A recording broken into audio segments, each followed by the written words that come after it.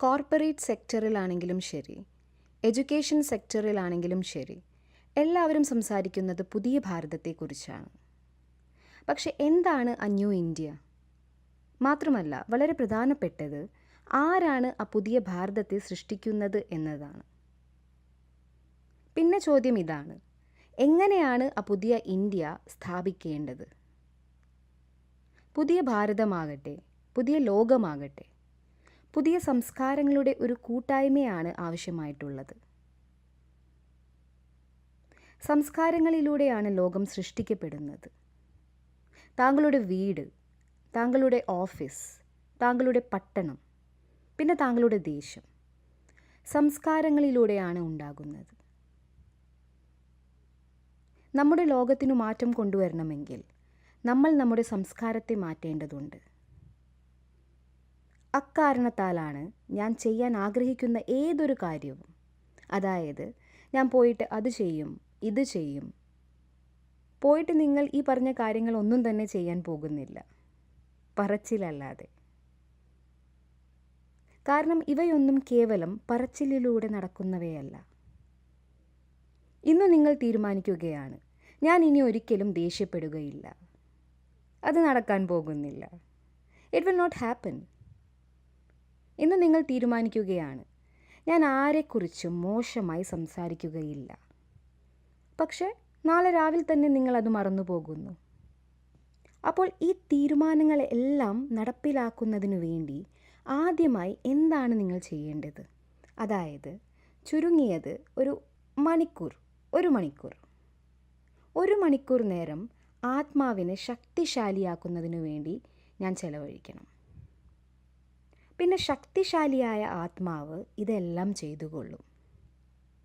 ദേഷ്യം പിടിക്കാതിരിക്കുക, കണ്ടതും കേട്ടതും പറയാതിരിക്കുക, ഇതെല്ലാം. പകരം സ്നേഹം റേഡിയേറ്റ് ചെയ്യും. പക്ഷേ ഞാൻ ആത്മാവിനെ ശക്തിശാലിയാക്കുന്നില്ല എങ്കിൽ എനിക്ക് ഇന്ന് തീരുമാനിച്ചതൊന്നും തന്നെ ചെയ്യാൻ സാധിക്കില്ല, പറ്റുകയേയില്ല. ജാനകി ദാദിജി ഇവിടെ വന്നു നിങ്ങളെ കണ്ടുവോ? ദാദിജിക്ക് 104 വയസ്സാണ്.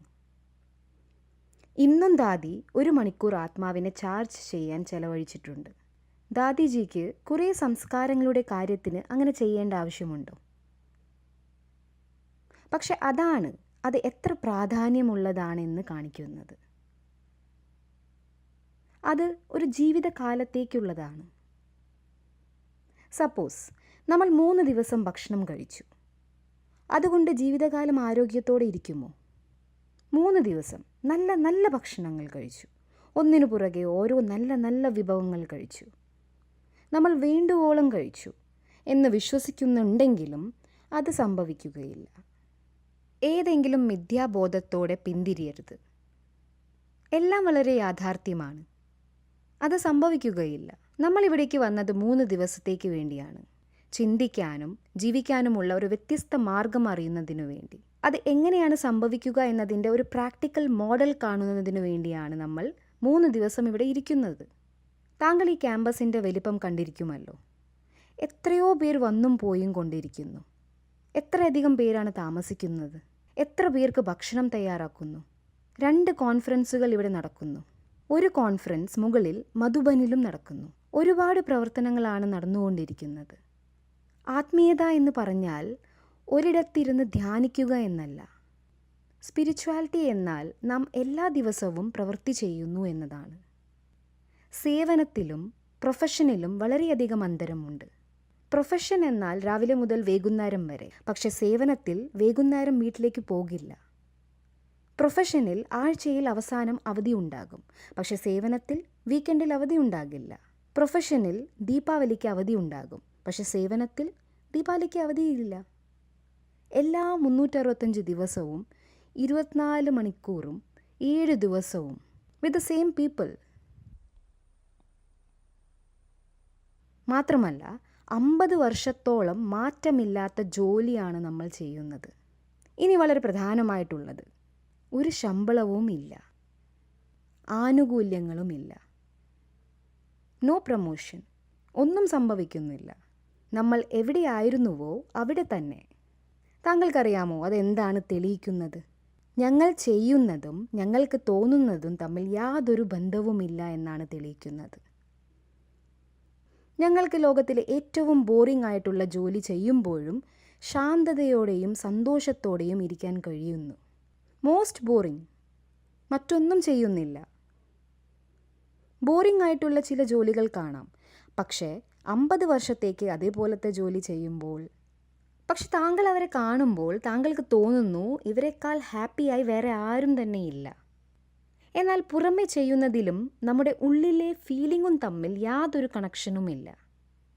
പക്ഷെ ഞാൻ എന്താണ് ചെയ്യുന്നത് അതിനോട് എൻ്റെ സന്തോഷത്തെ ആശ്രയപ്പെടുത്തുകയാണെങ്കിൽ കുറച്ചു വർഷങ്ങൾക്കകം ഞാൻ ഈ ജോലി കാരണം ബോറടിക്കും. ജോലി ഒന്ന് മാറണമെന്ന് തോന്നും. ജനങ്ങൾക്ക് മാറ്റം, സ്ഥലമാറ്റം,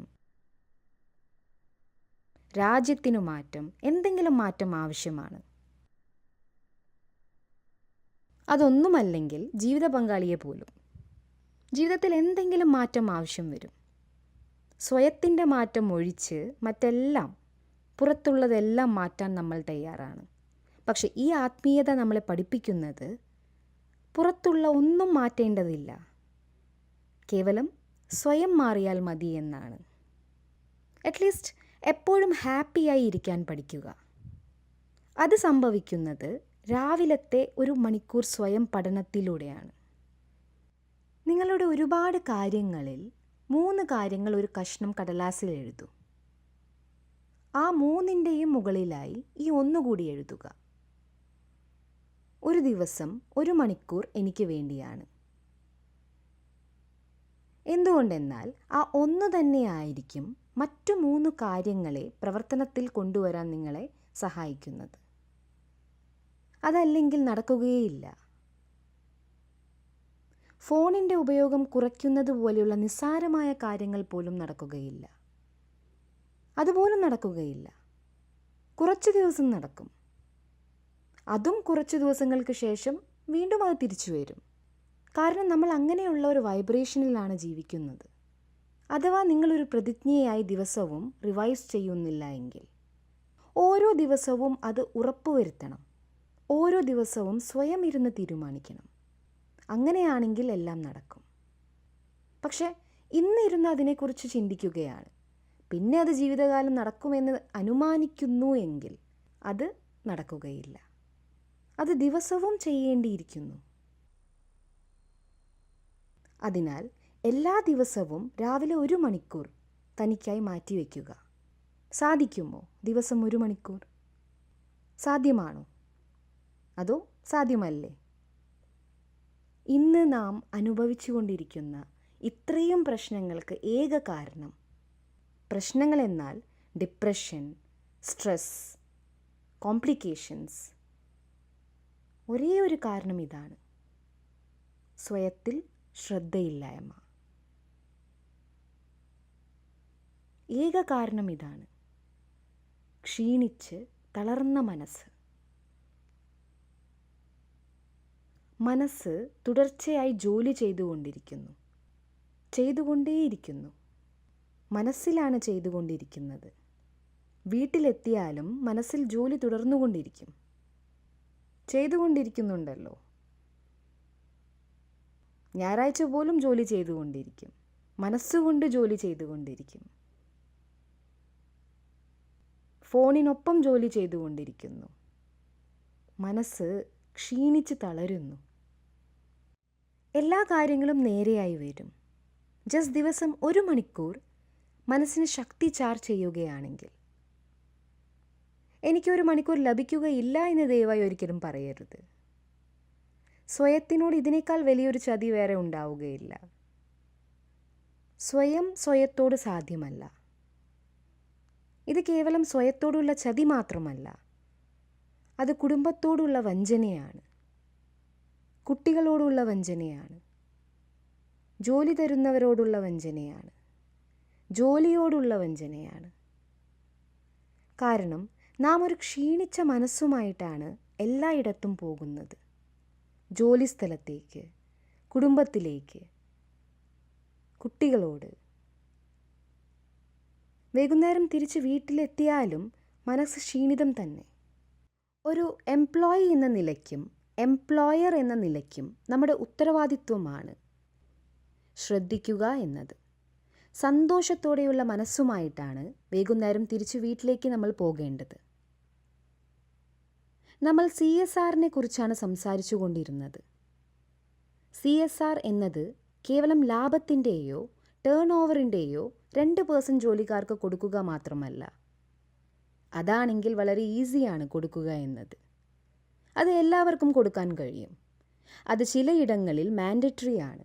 അപ്പോൾ തീർച്ചയായും കൊടുക്കേണ്ടതാണ്. അതിനാൽ തീർച്ചയായും കൊടുക്കും. പക്ഷേ കോർപ്പറേറ്റ് സോഷ്യൽ റെസ്പോൺസിബിലിറ്റി അർത്ഥം നിങ്ങൾ സമൂഹത്തിൽ ചില കാര്യങ്ങൾക്ക് ഉത്തരവാദപ്പെട്ടവരാണ്. ഇക്കാലത്ത് അടുത്ത തലമുറയിൽ പോകേണ്ട കുട്ടികളുടെ ഇമോഷണൽ ഹെൽത്തിൽ നമ്മൾ ശ്രദ്ധാലുവാണ്. അവരാണ് അടുത്ത തലമുറയിലേക്ക് പോകേണ്ടവർ. നമ്മൾ സമൂഹത്തിൻ്റെ ആ ഭാഗത്തേക്ക് ശ്രദ്ധ കൊടുക്കുകയാണെങ്കിൽ നമ്മൾ വൈകുന്നേരങ്ങളിൽ വീട്ടിലേക്ക് ഹാപ്പി ആയിട്ടുള്ള പാരൻസിനെയാണ് അയക്കേണ്ടത്. മാത്രമല്ല അവരെ വൈകുന്നേരം വീട്ടിലേക്ക് അയച്ച ശേഷം പിന്നെ തിരികെ വിളിക്കരുത്. Yes or no? അവരെ അവിടെ വിശ്രമിക്കാൻ വിടുക. അവരെ അവരുടെ കുടുംബത്തെ ശാക്തീകരിക്കാൻ അനുവദിക്കുക. അത് നമ്മുടെ ഉത്തരവാദിത്വമാണ്.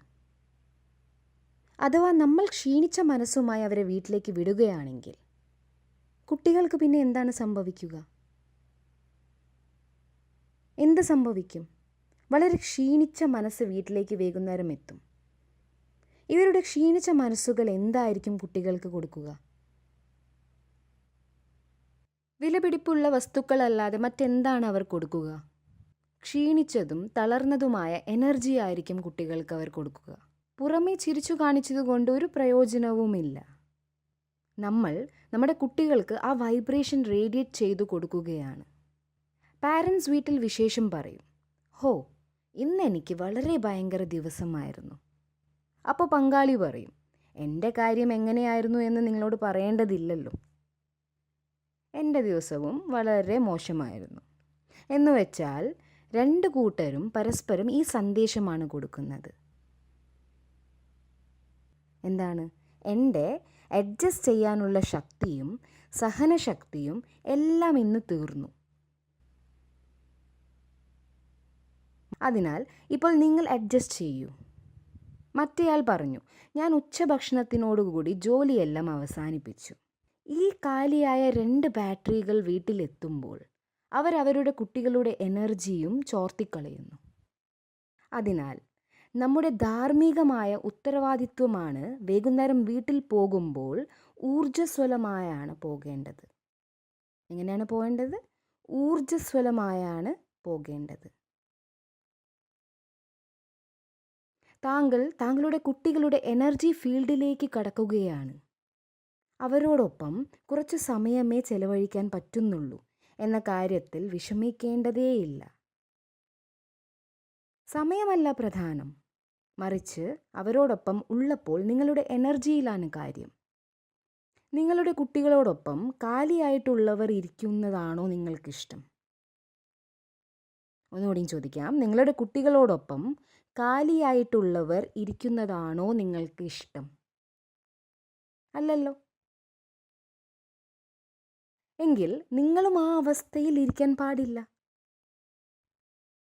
സ്വയവും അങ്ങനെ ഇരിക്കരുത്. അതിനാൽ വളരെ ശ്രദ്ധിക്കണം. മുഴുവൻ ദിവസവും ജോലി ചെയ്യുമ്പോൾ മനസ്സിനെ ശ്രദ്ധിക്കണം.